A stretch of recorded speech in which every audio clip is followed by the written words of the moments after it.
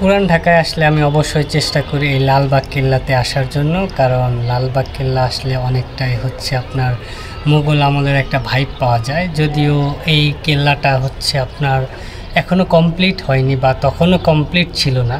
শায়েস্তা খান যখন হচ্ছে এই এলাকার সুবাদার ছিল তখন উনি ফাইনালি চেষ্টা করেছিলেন, কিন্তু ওর মেয়ের মৃত্যুর পর হচ্ছে যে এটাকে আর উনি হচ্ছে কমপ্লিট না করে এটা শেষ করেছিলেন ওইভাবেই। সম্রাট আওরঙ্গজেবের পুত্র সুবাদার আজম শাহ এই লাল কেল্লাটি তৈরি করার চেষ্টা করেছিলেন।